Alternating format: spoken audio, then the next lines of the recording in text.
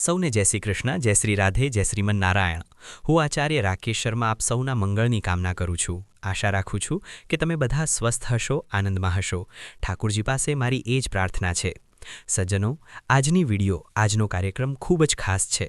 તે તમામ દર્શકો માટે, તમામ લોકો માટે જેમની કુંભ રાશિ છે। આજની વિડિયો કુંભ રાશિવાળાઓ માટે એટલા માટે પણ ખાસ બનવાની છે કારણ કે આજની વિડિયોમાં આપણે વાત કરવા જઈ રહ્યા છીએ દેવતાઓના ગુરુ એટલે કે દેવગુરુ બૃહસ્પતિ વક્રીથી માર્ગી અવસ્થામાં આવવાના છે। 11 માર્ચથી દેવગુરુ બૃહસ્પતિની મુખ્ય 3 દૃષ્ટિઓ જે ભાવો પર પડવાની છે તે કુંભ રાશિવાળાઓ માટે ખૂબ જ ભાગ્યશાળી સમય લઈને આવી રહી છે કારણ કે દેવગુરુ બૃહસ્પતિ જ્યારે વક્રીથી માર્ગી થાય છે ત્યારે તેમની વિશેષ દૃષ્ટિઓ આપણા જીવનમાં ખૂબ મોટો પરિવર્તન અને ખૂબ મોટી ભાગ્યવૃદ્ધિ લઈને આવતી હોય છે। તો તમારા માટે કેવું રહેવાનું છે?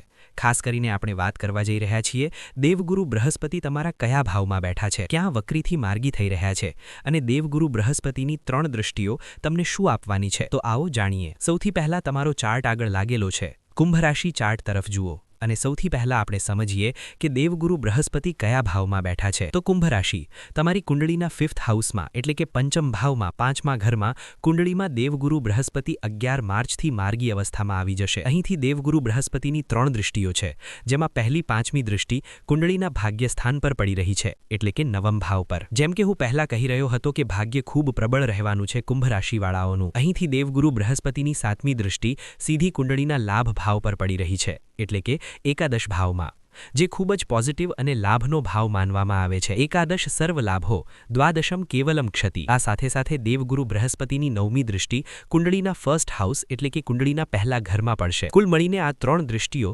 દેવગુરુ બૃહસ્પતિની છે। હવે આવો સૌપ્રથમ વાત કરીએ કુંડળીના 5th હાઉસ વિશે એટલે કે પંચમ ભાવમાં દેવગુરુ બૃહસ્પતિ 11 માર્ચથી માર્ગી અવસ્થામાં આવવાના છે અને 8:58 પર એટલે કે પ્રાતઃકાળે 11 માર્ચે 8:58 વાગે ગુરુ માર્ગી અવસ્થામાં આવી જશે અને 12 ડિસેમ્બર સુધી માર્ગી અવસ્થામાં તેમનો શુભ પ્રભાવ કુંડળીના પંચમ ભાવમાં એટલે કે તમારા 5th હાઉસમાં જે વિદ્યા, બુદ્ધિ, સંતાન, મેરિડ લાઈફ અને નોકરી પર ખૂબ મોટો ઇફેક્ટ પાડવાનો છે। દેવગુરુ બૃહસ્પતિ ખાસ કરીને આ સમયે સંતાન પક્ષની વૃદ્ધિ, જે પણ કુંભ રાશિવાળાઓના જીવનમાં સંતાનને લઈને કોઈ વૈમનસ્યતા, દુઃખ અથવા હું એમ કહું કે સંતાન થઈ રહી ન હતી, મેરિડ થઈ રહી ન હતી, વૈવાહિક જીવનમાં કોઈ સંકટ આવી રહ્યું હતું, સંઘર્ષ વધતા હતા, તો તમે જોશો ખૂબ જ પોઝિટિવ પરિણામ રહેવાનું છે। ખાસ કરીને જેટલા પણ સ્ટુડન્ટ્સ છે જે સારી નોકરી માટે પ્રયત્ન કરી રહ્યા છે, ગવર્નમેન્ટ જોબ અથવા પ્રમોશન માટે જે પ્રયત્ન કરી રહ્યા હતા, આ સમયમાં તેમને ખૂબ મોટો એક યુ ટર્ન, તેમના જીવનમાં ખૂબ મોટો પરિવર્તન ભાગ્યને લઈને તેમને જોવા મળશે। આ સાથે સાથે અહીંથી દેવગુરુ બૃહસ્પતિની 5મી દૃષ્ટિ જે કુંડળીના 9th હાઉસ પર પડી રહી છે એટલે કે કુંડળીનો 9મ ભાવ જે ભાગ્યનો, ધર્મનો, આધ્યાત્મિક ભાવ કહેવાય છે। આ ભાગ્ય એવું છે કે વ્યક્તિ આ ભાગ્યથી ખૂબ કંઈ મેળવી શકે છે। અહીં દેવગુરુ બૃહસ્પતિની અમૃતમય પંચમ દૃષ્ટિ વૃદ્ધિકારક હોય છે એટલે કે ભાગ્ય વૃદ્ધિ કરે છે। જેમ તમે સાંભળ્યું છે કે આપણું ભાગ્ય ઘણી અવસ્થાઓમાં ઘણા ગ્રહોના કારણે મંદ અવસ્થામાં આવી જાય છે એટલે કે મહેનત બહુ કરી રહ્યા છીએ પરંતુ તેના મુજબ પરિણામ સારું નથી મળતું। તો હવે દેવગુરુ બૃહસ્પતિની અમૃતમય દૃષ્ટિ ક્યાંક ને ક્યાંક ભાગ્યમાં આવનારા અવરોધોને દૂર કરશે અને સાથે સાથે પોઝિટિવ ભાગ્ય ઉન્નતિના યોગ તમારા માટે બનાવશે। ક્યાંક ને ક્યાંક આધ્યાત્મિક યાત્રાઓ પણ કરશો, આધ્યાત્મ સાથે જોડાશો પણ અને ખાસ કરીને તીર્થયાત્રાના ભાગીદાર પણ બની શકો છો, પુણ્યના ભાગી પણ તમે બની શકો છો। આ સાથે સાથે ધર્મનો લાભ તો મળશે અને તેમાંથી આવકમાં પણ વૃદ્ધિ થશે। અહીંથી દેવગુરુ બૃહસ્પતિની 7મી દૃષ્ટિ સીધી કુંડળીના 11th હાઉસમાં એટલે કે એકાદશ ભાવમાં પડે છે।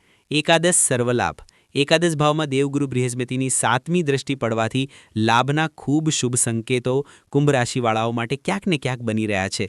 ક્યાંક ને ક્યાંક વેપારમાં વૃદ્ધિ, નોકરીમાં સારું એક પ્રમોશન અને જે લોકો માટે એક સારી પોઝિશન એટલે કે જેમ કે સ્ટુડન્ટ છે, ઘણા લોકો સારી નોકરી માટે પ્રયત્ન કરી રહ્યા છે, તેમના માટે પણ લાભના સારા સ્ત્રોત ક્યાંક ને ક્યાંક આ સમયમાં ખુલ્લા થઈ રહ્યા છે। સાથે સાથે હું એક વાત કહી દઉં કે કુંભ રાશિ મોટા ધ્યાનથી જુઓ કે કુંડળીના 9મ ભાવમાં જે દેવગુરુ બૃહસ્પતિની 7મી દૃષ્ટિ પડી રહી છે તે ક્યાંક ને ક્યાંક પોતાની જ રાશિ પર પડી રહી છે એટલે કે ધનુ રાશિ પર પડી રહી છે। તો આ ખૂબ જ પોઝિટિવ પરિણામ રહેવાનું છે। ક્યાંક ને ક્યાંક અચાનક તમે જોશો કે તમારું ભાગ્ય ચમકશે અને તમને સારો લાભ ક્યાંક ને ક્યાંક પ્રાપ્ત થશે। નિશ્ચિત રૂપે અહીંથી દેવગુરુ બૃહસ્પતિની 9મી દૃષ્ટિ સીધી કુંડળીના 1st હાઉસમાં એટલે કે પહેલા ઘરમાં પડી રહી છે। કુંડળીનું પહેલું ઘર લગ્નનો ભાવ છે, 1st ભાવ છે, કેન્દ્રનો ભાવ છે આ ક્યાંક ને ક્યાંક શરીરના સ્વાસ્થ્ય સાથે સંબંધિત કોઈ સમસ્યા જો કુંભ રાશિ તમારા જીવનમાં ચાલી રહી હતી તો તમે જોશો કે આત્મવિશ્વાસથી ભરપૂર રહેશો, ઊર્જાથી ભરપૂર રહેશો. ક્યાંક ને ક્યાંક એક આકર્ષણ તમારા અંદર દેખાશે, ચહેરા પર ચમક દેખાશે, ઊર્જા દેખાશે. વિચારવાની, સમજવાની અને કરવાની ક્ષમતા અનેક ગણી વધવાની છે. સાથે સાથે સ્વાસ્થ્ય સાથે સંબંધિત સમય જે છે તે તમારા માટે ક્યાંક ને ક્યાંક સારો રહેવાનો છે. આ સાથે સાથે ખાસ કરીને કુંભ રાશિ જેમની પણ કુંડળી બની છે તે પોતાની કુંડળી કાઢો અને કુંડળીમાં જે હું કહી રહ્યો છું, જો આ પ્રકારના યોગ તમારી કુંડળીમાં બની રહ્યા છે તો તેની વિધિ વિધાનથી પૂજા તમને જરૂર કરાવવી જોઈએ. સૌથી પહેલાં તમે જુઓ કે તમારી કુંડળીમાં ગુરુ રાહુ એક સાથે તો નથી બેઠા. જેમની પણ કુંડળીમાં બેઠા છે ગુરુ રાહુ, ગુરુ સાથે રાહુ, કારણ કે ગુરુનો ફલાદેશ છે. ગુરુ રાહુ એક સાથે તો નથી બેઠા, કારણ કે તેને ગુરુ ચંડાલ દોષ કહે છે. ચંદ્રમાં રાહુ એક સાથે તો નથી બેઠા, તેને ચંદ્રગ્રહણ દોષ કહે છે. સૂર્ય રાહુ એક સાથે તો નથી બેઠા, તેને સૂર્યગ્રહણ દોષ કહે છે. અને અંતમાં કાલ સર્પ દોષ. રાહુ કેતુના એક તરફ જ્યારે બધા ગ્રહો કુંડળીમાં હાજર થઈ જાય છે ત્યારે તેને કાલ સર્પ દોષ કહેવામાં આવે છે. આ 4 દોષોમાંથી એક પણ દોષ જો તમારી કુંડળીમાં બની રહ્યો છે, ખાસ કરીને ગુરુનો ફલાદેશ છે, તો ગુરુ સાથે રાહુ તો નથી બેઠા, કેતુ તો નથી બેઠા. આ જરૂર મને કોમેન્ટ બોક્સમાં જણાવો. અને આ પણ જણાવો કે રાહુ તમારા કયા ભાવમાં બેઠા છે. જોઈ લેજો, 6ઠ્ઠા ઘરમાં તો નથી બેઠા કુંડળીના, 8મા ઘરમાં તો નથી બેઠા.